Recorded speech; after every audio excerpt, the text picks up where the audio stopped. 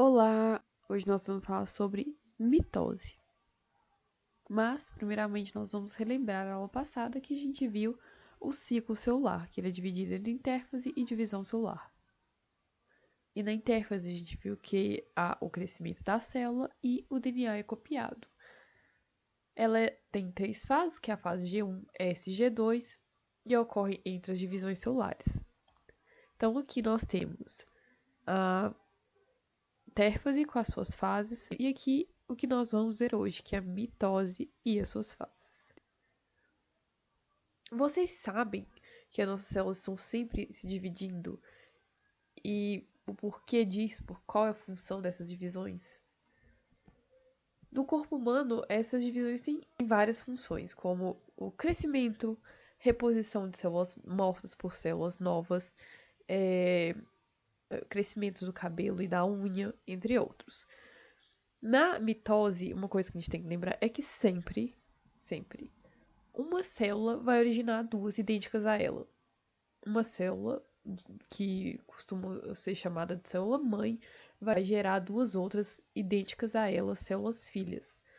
E são geneticamente idênticas, e as células filhas têm o mesmo tipo e número de cromossomos que a célula-mãe. A mitose ela é formada por quatro fases, que é a prófase, metáfase, anáfase e a telófase, como vocês podem ver aqui. A citocinese, que está representada nessa figura, a gente vai falar dela depois da telófase. Vamos começar pela prófase. Na prófase, o cromossomo ele fica condensado e, por isso, inativo. Ele fica mais curto e grosso também. E por quê? Ele fica assim para conseguir ser distribuído corretamente para as células filhas. Nessa fase também é formado o fuso mitótico, que vai capturar e distribuir os cromossomos para as células novas, e o fuso mitótico é formado pela separação do centrossomo. Durante a migração deles, há a organização do microtúbulo entre os dois polos da célula. Na prófase ocorre a fragmentação da carioteca, e a partir disso os cromossomos que estão condensados vão ficar espalhados no citoplasma. Nessa imagem a gente consegue ver um pouco do que foi falado. Aqui são os fusos em formação, a carioteca se fragmentando, os cromossomos duplicados em condensação. Na metáfase, os cromossomos eles ficam posicionados na região equatorial do fuso mitótico. Os microtúbulos eles vão crescendo e capturando os cromossomos pelo cinetócoro, que é uma estrutura proteica do centrômero. E assim que o centrômero de uma das cromátides é capturado, o da outra cromátide vai virar para o lado oposto e ser capturado por esse microtúbulo do lado oposto. Então, cada um dos centrômeros serão ligados a um polo diferente da célula. E vai formar a partir daí a placa metafásica, que é isso aqui, ó. Os cromossomos presos nos microtúbulos, cada uma das cromátides ligada a um lado, e ficamos nessa região da célula. E é por isso que a fase leva esse nome, né? Na anáfase, ana vem do grego separação. Essa fase ela é marcada exatamente pela separação das cromátides irmãs, que ocorre devido ao encurtamento dos microtúbulos. Esse encurtamento ocorre devido à desagregação das moléculas que constituem o microtúbulo. E isso ocorre de forma controlada, e à medida que vai desagregando, vai diminuindo o microtúbulo e ele vai puxando uma parte da cromátide para ele. Então, cada uma dos microtúbulos puxa uma das cromátides para cada um dos polos. E a anáfase termina quando essa cromátide chega ao polo da célula. A partir do momento que há essa separação das cromátides irmãs, essa estrutura passa a ser chamada de cromossomo irmão. E por fim nós temos a telófase, que é a última fase, que é quando o cromossomo ele chega no polo da célula. E ele estava condensado e agora ele vai descondensar. E as cariotecas que estavam fragmentadas vai começar a envolver esse cromossomo e formar uma nova carioteca ao redor dele. E a partir disso vai voltar à atividade. E é exatamente isso que está sendo ilustrado nessa figura aqui, ó. Os cromossomos sendo envolvidos pelos fragmentos que estão se reorganizando, um microtúbulo cada um que fica num canto, e aqui a citocinese, que é a divisão do citoplasma, formando cada uma das novas células. A citocinese, ela sobrepõe os estágios finais da mitose, podendo começar tanto na anáfase quanto na telófase. E agora vamos pensar juntos. A gente está vendo que a divisão celular ela é complexa, mas ela é bem controlada. Mas e se ocorrer um descontrole? O que será que vai acontecer? Será que vai ser bom? Será que vai ser ruim? Será que vai ser indiferente? Esse descontrole vai fazer com que a célula comece a se dividir mais rapidamente e por mais tempo. E isso pode desencadear uma doença. Vocês já ouviram alguma reportagem, alguma campanha falando sobre? Vocês sabem qual doença é essa? Essa doença é o câncer. E então, se ela ocorre a partir de uma divisão celular descontrolada, que a gente não consegue ver a olho nu, qual é a solução para a gente conseguir rastrear essa doença? Vocês já ouviram falar também em alguma campanha, livro, vídeos? Esse rastreamento vai ser feito a partir de exames, né? E segundo o INCA, quanto mais precoce o diagnóstico, mais reduzido será o estágio. E ainda segundo o INCA, os exames para investigar, né, eles são feitos a partir de sintomas ou alguns outros critérios. No caso do câncer de mama, por exemplo, a retração da pele da mama é dado como algo suspeito e que precisa ser investigado. E, segundo o FEMAMA, o valor do tratamento varia de acordo com o estágio que se encontra a doença. Em alguns casos, pode passar de R$50 mil. O Instituto Vencer o Câncer diz que o SUS garante desde o exame diagnóstico até os medicamentos e o tratamento, se for o caso. Se o SUS garante esse acesso, ele é muito importante, né? Nós precisamos defendê-lo sempre. No site do governo federal, diz que a gestão do SUS é feita pela União, pelo Estado e pelos municípios, cada um com a sua responsabilidade, e que o governo federal é o principal financiador dele. Neste caso, qual que é o nosso papel? O nosso papel vai ser o quê? Ter uma participação na política, né? Tanto na questão do voto, votando de fato, quanto em estudos sobre os candidatos, as propostas deles, ver o que eles falam a respeito do SUS, se eles defendem, para conseguir empregar esse voto, para que a gente tenha sempre o SUS e acesso a ele, e o SUS tenha os investimentos e tudo que precisa para continuar funcionando e atendendo mais e mais pessoas também nessa questão deste tratamento.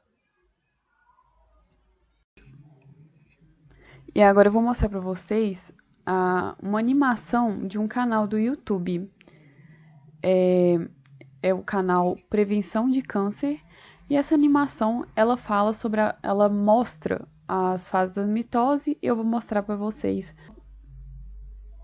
de forma breve para vocês verem por fora do conteúdo teórico, ver uma representação do real, daquilo que a gente não consegue ver a olho nu.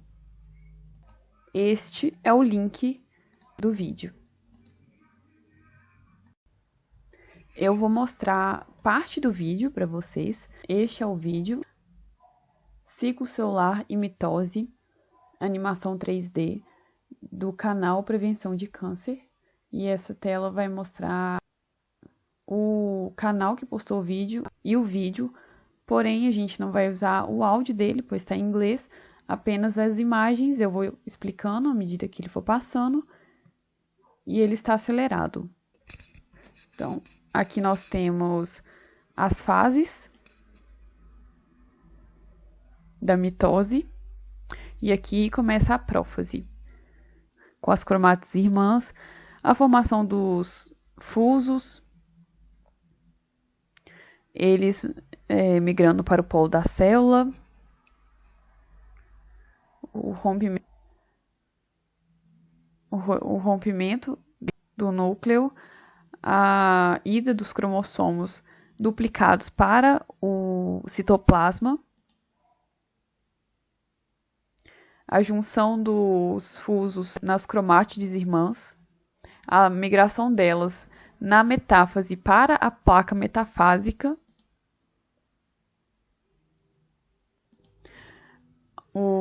a anáfase com a separação das cromátides irmãs, que passam a ser chamados de cromossomos irmãos,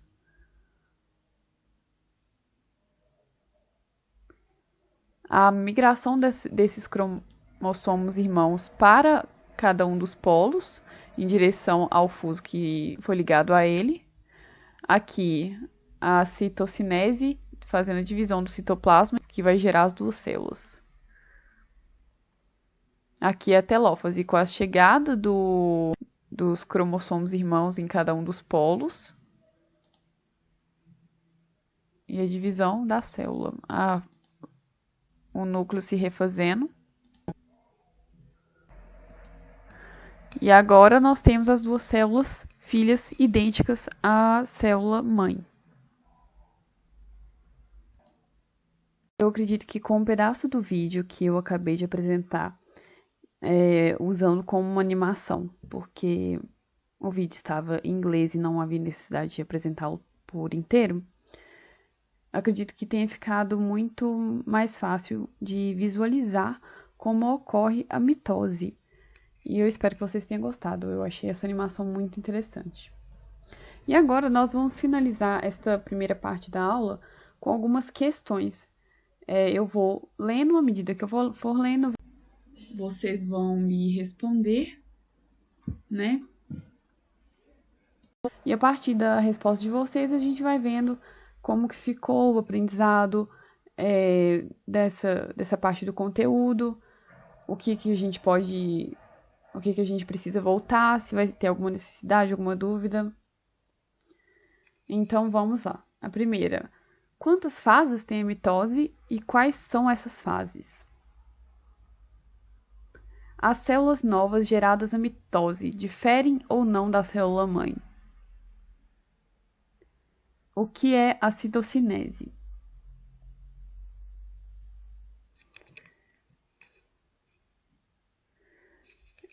Essa aula de hoje eu queria apresentar o conteúdo de mitose para vocês, mostrando as fases, como foi feito, mostrar uma parte desse conteúdo na realidade, como foi o caso da divisão desequilibrada, o que ela gera, que no caso é o câncer, da importância do SUS também para o tratamento do câncer.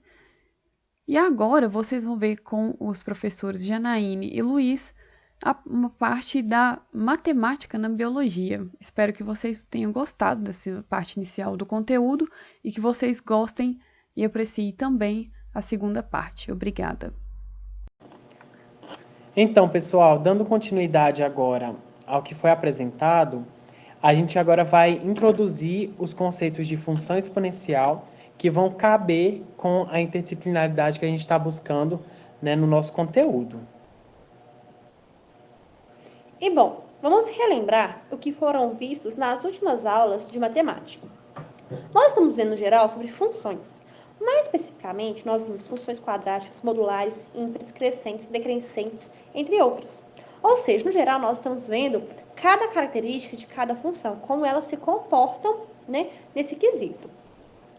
E bom, relembrando, em geral, como que a gente entende uma função, né? A gente pode entender a função como dois conjuntos. A gente tem um conjunto X e o conjunto Y. De modo que a gente consegue relacionar o conjunto X com o conjunto Y. Basta a gente pensar num exemplo bem simples, né? Que é sempre muito utilizado nas aulas, que é um conjunto de camisas e um conjunto de calças. Como nós podemos relacioná-los? Então, dependendo do conjunto, a gente relaciona ele de diversas formas. Relembraram, pessoal, o que se trata de uma função? Bem, então, formalmente, como que a gente escreve, né, então, o que estava ali era escrito em palavras, como que a gente escreve isso em símbolos matemáticos?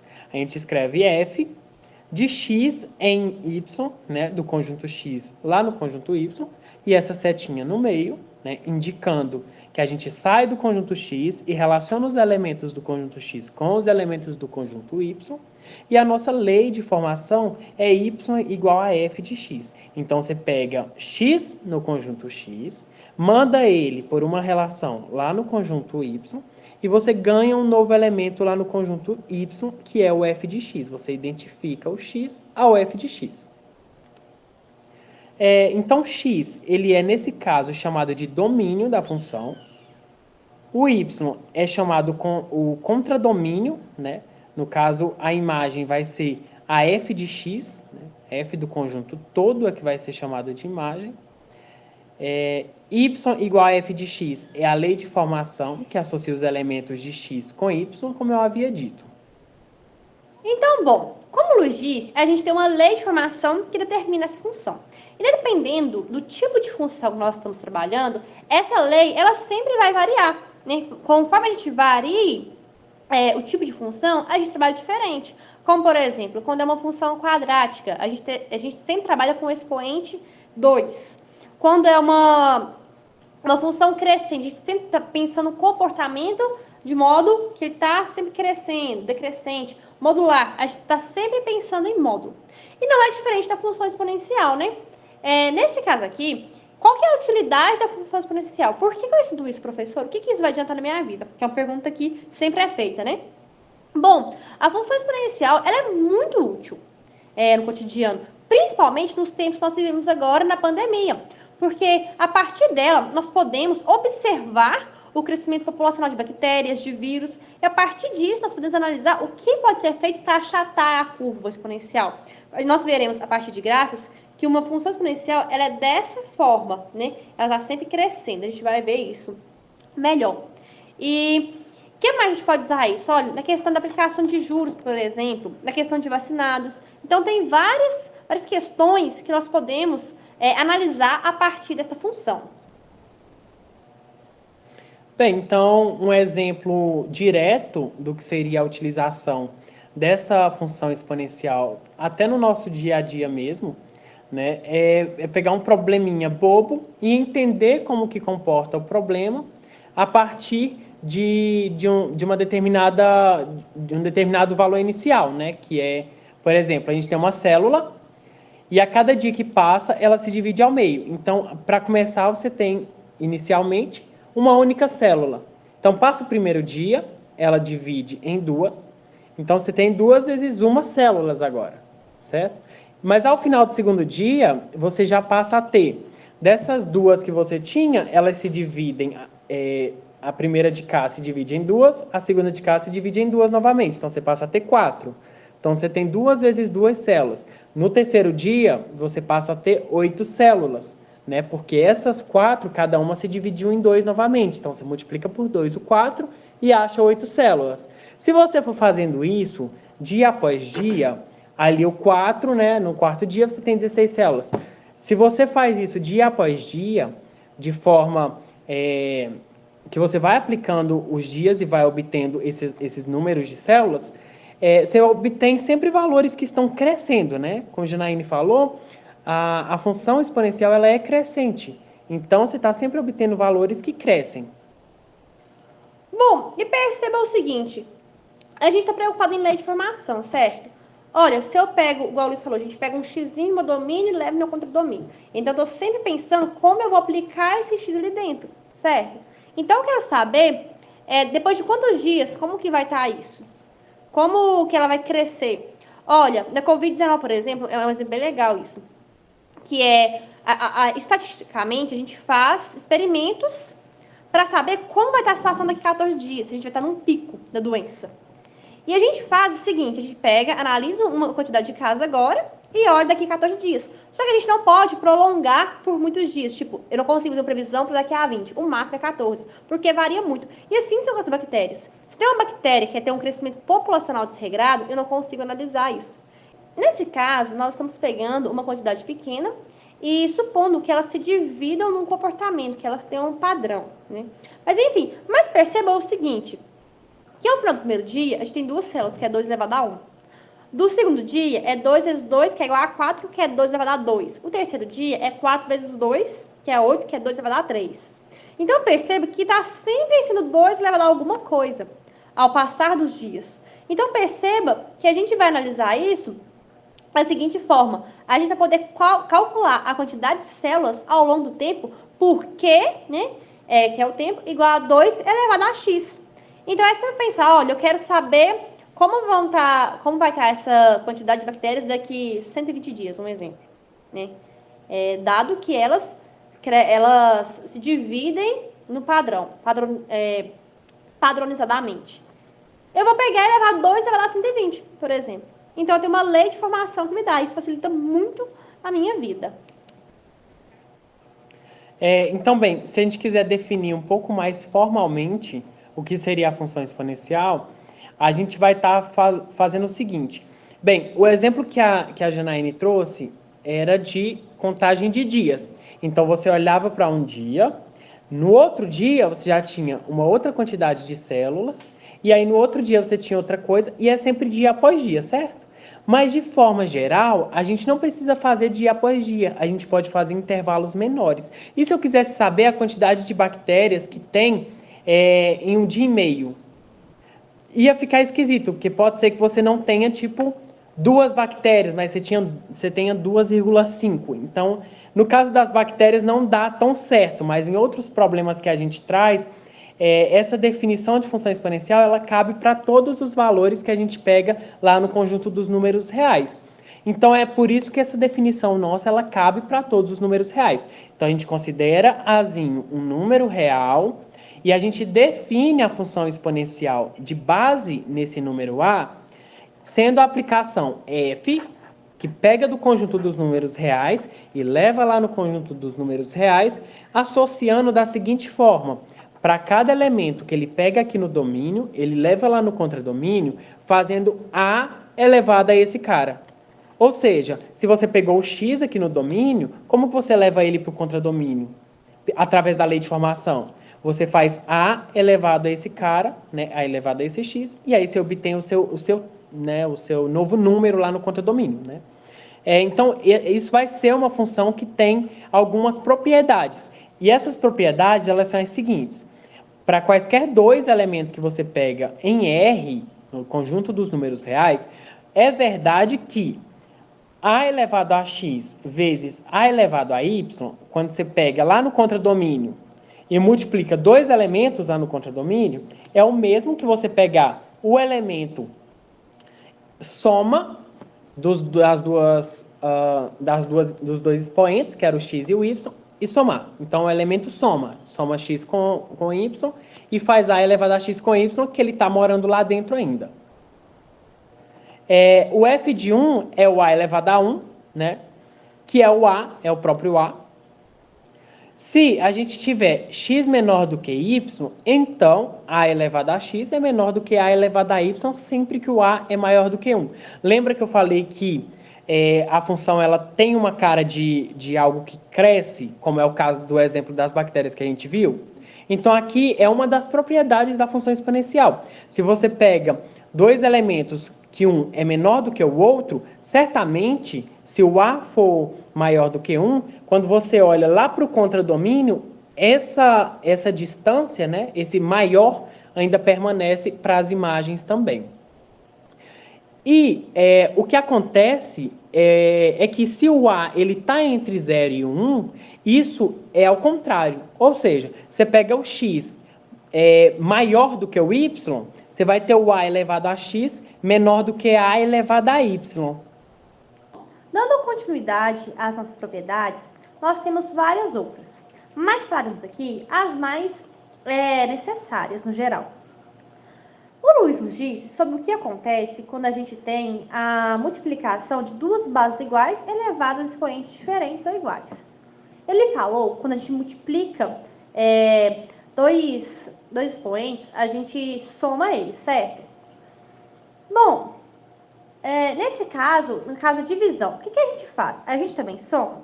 Bom, a gente sabe, a gente tem a noção que a divisão ele é o inverso da multiplicação, certo? Então, nesse caso, ao invés de multiplicarmos, nós vamos subtrair.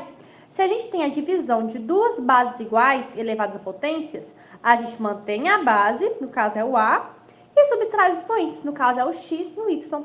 Então, se a gente tem a elevado a x dividido por a elevado a y, nós teremos a elevado a x menos y. Então, toda vez que aparecer um carinha dessa forma, vocês vão subtrair, toda vez que aparecer uma divisão. Outra coisa bem interessante é que, se o nosso expoente for zero, for tipo a elevado a zero, nós teremos que ele será igual a 1. Todo número elevado a zero é igual a 1. Então, se a gente tem uma f de x igual a elevado a x, como nós estamos trabalhando, que é a cara da função exponencial, nós temos que x igual a zero implica f de x igual a 1. Então, toda vez que vocês verem um expoente lá igual a zero, ele será 1. Além disso, o Luiz disse, deu uma moção intuitiva para a gente, mas aqui está mais especificado, é que se a nossa base, né, se o nosso a ele for maior que 1, então a função exponencial ela será crescente. Por exemplo, se tiver 2, 3, 2,5, porque estamos reais, né? Se ela for maior que 1, ela será crescente. Mas lembre que a gente trabalha nos reais positivos. E quando tiver entre 0 e 1, o que acontece será? Será que ela também é crescente? Será que a gente não pode falar nada? O que será que está acontecendo aqui? Bom, nesse caso, se o nosso azinho ele tiver entre 0 e 1, ele for maior que 0 e menor que 1, essa função exponencial ela será decrescente. Posteriormente, nós veremos isso melhor no gráfico que será plotado no exemplo. E a gente vai ver como isso acontece.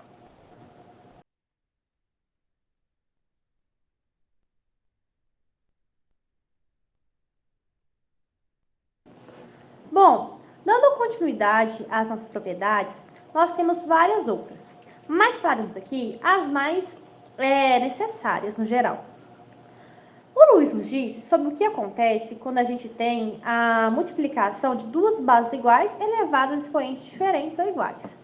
Ele falou quando a gente multiplica dois expoentes, a gente soma eles, certo?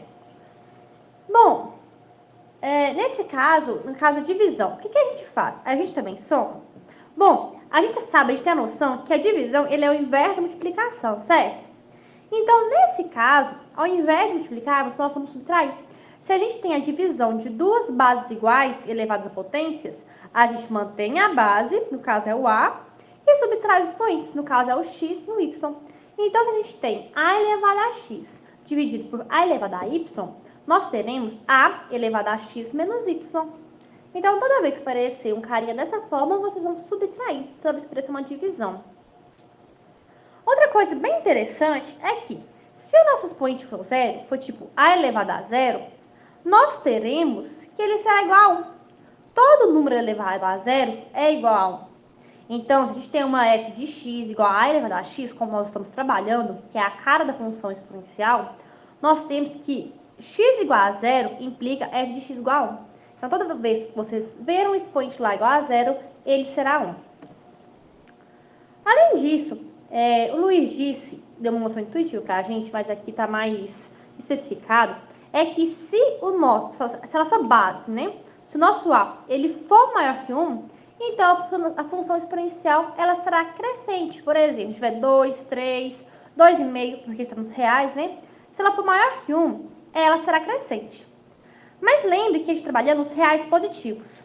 E quando tiver entre 0 e 1, o que acontece será? Será que ela também é crescente? Será que a gente não pode falar nada? O que será que está acontecendo aqui?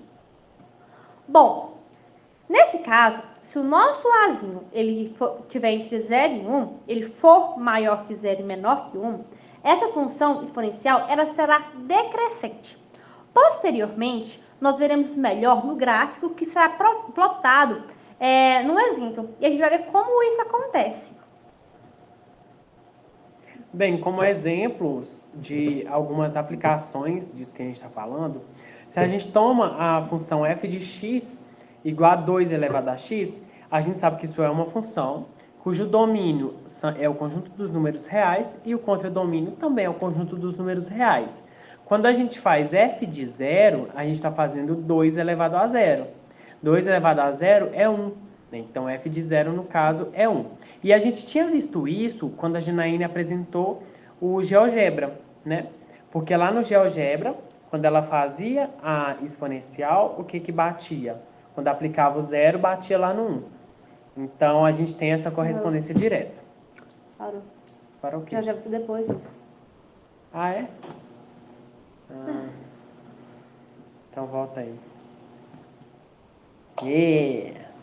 Com alguns exemplos, a gente pode pegar a função f de x igual a 2 elevado a x. Né? Então, a gente está trabalhando com uma função cujo domínio é o conjunto dos números reais, o contradomínio também é o conjunto dos números reais, e o que ela faz? Ela associa cada número dentro do nosso domínio um outro número, que é o 2 elevado ao x, né? Que é esse número que a gente está tomando no domínio. E quando a gente aplica o zero no lugar do x, como que fica? F de zero vai ser 2 elevado a zero. E 2 elevado a zero é 1, então f de zero é 1. Um outro exemplo é que se a gente pega a elevado a x menor do que a elevado a y, então o que a gente tem? Né? Como exemplo, 2 elevado a 1 é menor do que 2 elevado a 2. Né? Então, a x, no caso, o que a gente fazia antes? A gente pegava x menor do que y e a gente dizia o seguinte, que se x fosse menor do que y, então a gente ganhava também que a elevado a x era menor do que a elevado a y, né? Isso com a maior do que 1. Então, aqui, como o nosso a é 2, então 2 elevado a 1 é menor do que 2 elevado a 2, isso porque 1 é menor do que o 2. Né? Então, a gente vai ter 2 menor do que 4, como já era de se esperar. Então, são alguns exemplos das propriedades que a gente trabalhou. Bom, agora, como exemplo também, olha o produto desses dois números. Então, vamos considerar que a gente está pegando a função. A primeira, ela pega o 2 e leva lá no 4 elevado a 2. A segunda, ela pega o 1 e leva lá no 4 elevado a 1. Ok? Quando a gente faz o produto desses dois que está no domínio, o 2 vezes 1, né, a gente faz o produto desses dois que estão aqui no contradomínio, o 4 elevado a 2 pelo 4 elevado a 1, isso tem que ser o mesmo que somar os expoentes. Né? Então, se a gente fizesse aqui de cabeça, seria 2 elevado a 4 vezes 4 daria quanto? Daria 16 vezes 4, que é 64, certo? Mas se a gente fizer somando o expoente, quanto que dá? Dá 4 elevado a 2 mais 1, que é 3. E 4 elevado a 3 também é 64. Então, veja que essa operação que a gente fez, esse exemplo, ele está bem definido. O quociente, a gente só tem que lembrar que não dá para dividir um número por zero. Então, no quociente, sempre tem que ser um número diferente de zero. Nesse caso, está tudo bem, porque é o 4 elevado a 1. Então, 4 elevado a 2 dividido por 4 elevado a 1, vamos fazer novamente de cabeça. 4 ao quadrado é 16. 16 dividido por 4 elevado a 1, que é 4, dá 4. Certo? Então, sem usar a regra, a gente viu, sem usar a propriedade, a gente viu que dá 4. Usando a propriedade, a gente subtrai o de cima pelo de baixo, os expoentes de cima pelo de baixo, ou seja, fica 4 elevado a 2 menos 1. Ou seja, 4 elevado a 1, que é 4. Então, de fato, essa propriedade também para a gente está sendo satisfeita, está sendo bacana.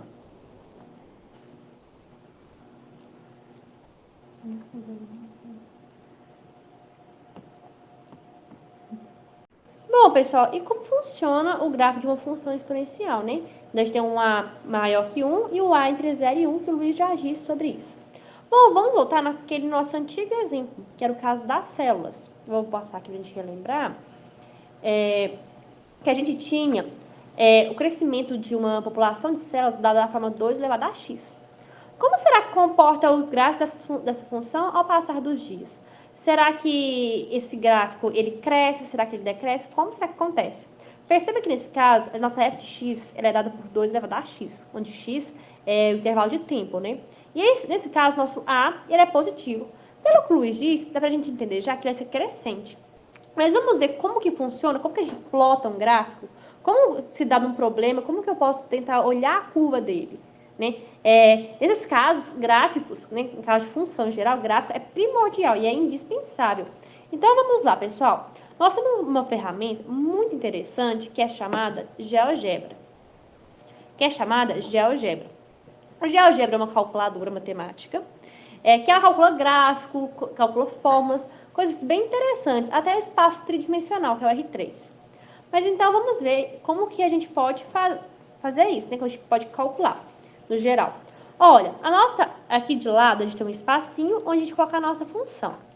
E do lado de cá, ele vai plotar o nosso gráfico. Então, a gente tem que ter nosso f de x. Lembra que nosso f de x é o y. Então, ele vai estar no eixo, né, das ordenadas. O eixo y, que está na minha vertical. Que está no horizontal. O horizontal é o meu x. Então, embaixo marca a minha quantidade de dias. E em cima conta quantas células vão ter. Então, aqui de lado, coloca f de x igual a 2 elevado a x.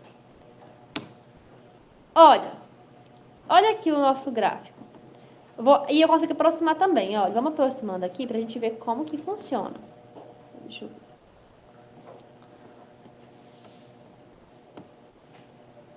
Vamos colocar pontinhos para a gente ver, colocar pontinhos mais espaçados para a gente ver. Bom, ao decorrer dos dias, olha o que está acontecendo. No primeiro dia, né, como a gente já tinha visto, a gente vai ter 2 células, né? Que foi o que a gente tinha dito. Olha, aqui estão 2 células. Depois, quando a gente tiver no segundo dia, nós teremos 4 células. E assim em diante. Perceba que essa curva, ela está sempre crescendo mais e mais. E quanto mais passam os dias, mais ela cresce. Olha, por exemplo, no 5º dia, a gente vai ter, 60 casos. Nós teremos, 32, na verdade, perdão. 32 casos. No 6º dia, nós teremos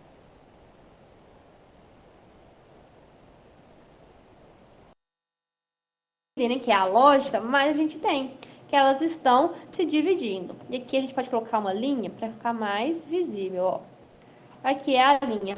Então, bom, olha, perceba isso, que a função exponencial é muito interessante nesse caso. Então, as células elas vão crescer dessa forma. Lembrando que nesse gráfico que a Janaíne colocou, ele tem uma parte negativa. Só que essa parte negativa a gente não precisa contar para esse exemplo. Por quê? Não a parte negativa em x que eu estou falando. Porque a gente começou a olhar a quantidade de bactérias a partir do dia 1. Então, lá no dia 0, a gente sabe que existia somente uma bactéria. Lá no dia 1 já existia 2, no dia 3 já existia 4, e aí por diante. Então, a gente começou a partir do 0. Mas em outros casos, a gente poderia olhar para trás também e ver o que acontecia mais para trás. E vai ver que os valores vão sempre diminuindo. Bom, pessoal, voltando ao nosso slide aqui, a gente voltar para o GeoGebra, perceba uma coisa.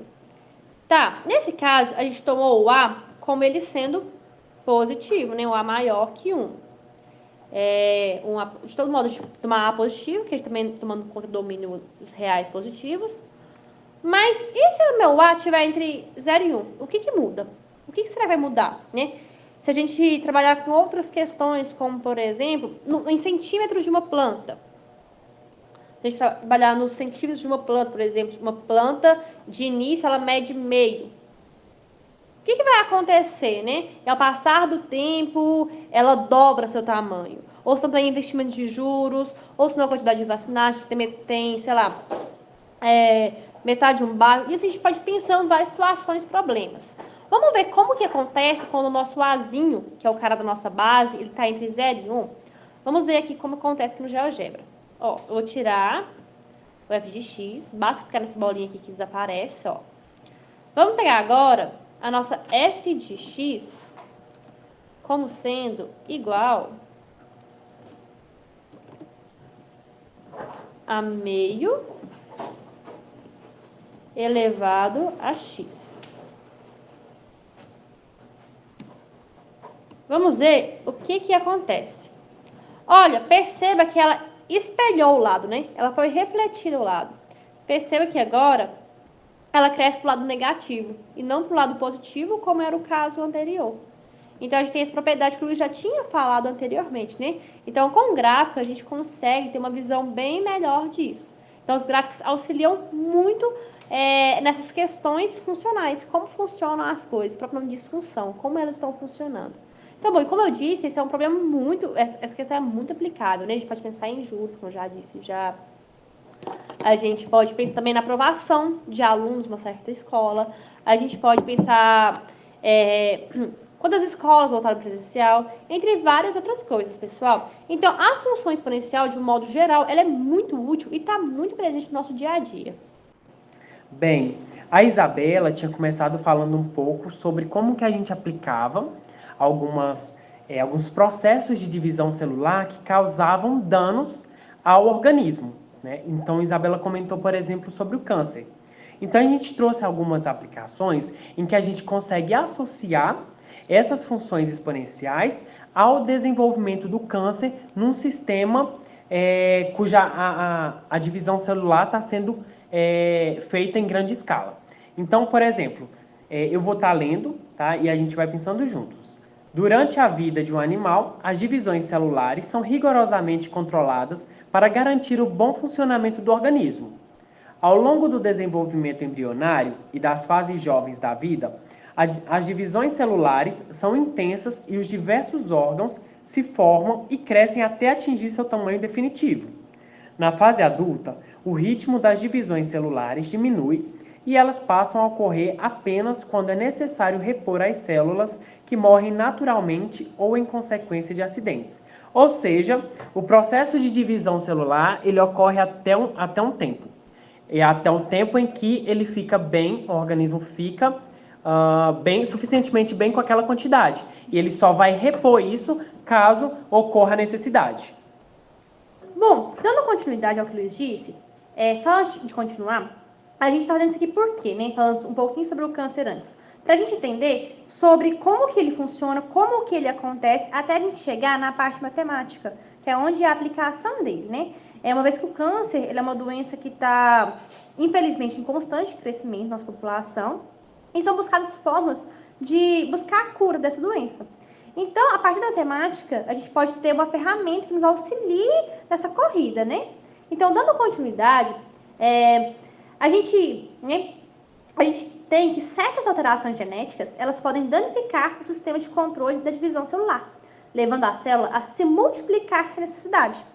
Então, bom, aqui a gente tem um spoiler, entre aspas, do que vai acontecer. Então, com esses erros, a gente tem uma multiplicação. As células elas começam a se multiplicar, ou seja, elas se dividem, né, no meio da divisão, começam a criar mais células, a população. Então, perceba que daí começa a criar a questão exponencial. Essas células podem se dividir em 3, em 1, em 2, não sei em quantas. Mas aqui a gente tem uma noção da aplicabilidade da função exponencial. Mas bora continuar para entender o que mais fala isso. Bom, caso essa tendência de multiplicação incontrolada seja transmitida às células filhas, surgirá um clone de células com propensão a se expandir indefinidamente, um tumor. E um tumor pode ser constituído por células sem mobilidade que ficam restritas ao local que surgiram. Então, bom, elas podem se espalhar, né? A ideia mesmo do tumor se espalhar ou ficar concentrado em um certo lugar. Bem, nesse caso em que foi falado, geralmente ele vai causar poucos problemas ao organismo.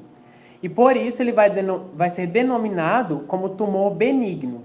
Então ele age apenas em uma parte do corpo, ele está instaurado em apenas uma parte. E o tumor maligno, por sua vez, ele vai ter como característica a capacidade de migrar e invadir tecidos vizinhos sadios. E aí eles vão ser chamados de tumores malignos ou cânceres. Então eles agem pela circulação sanguínea e linfática. Né? Elas atingem diversas regiões do corpo onde podem originar novos tumores. O processo de disseminação de um tumor é denominado metástase. Tumores malignos geralmente são prejudiciais ao organismo e, se não são tratados adequadamente, podem levar à morte. Então, bem, sobre os tumores malignos, a gente pode dividir eles em dois grupos, que são os sarcomas e os carcinomas. Os sarcomas, eles são provenientes de células originárias do mesoderma embrionário, enquanto carcinomas provêm de células originárias do ectoderma ou do endoderma. A leucemia, por exemplo, ela é um tipo especial de sarcoma que atinge os glóbulos brancos do sangue. Bom, e com exceção da leucemia, em que as células tumorais estão livres no sangue, os tumores são estruturas sólidas, né? Normalmente a gente costuma ouvir falar, né, que são caroços. A gente costuma ouvir que os tumores são caroços, parece um caroço, a pessoa ela faz uma biópsia para ver se é maligno, se é benigno, etc. E bom, e um tumor pode atingir cerca de 1 milhão de células, produzindo uma estrutura mais ou menos esférica com cerca de 2 milímetros de diâmetro. Nesse ponto, as células mais internas do tumor começam a ter um problema de nutrição, pois nutrientes trazidos pelo sangue não chegam até elas. O esperado seria que as células morressem e o tumor deixasse de crescer.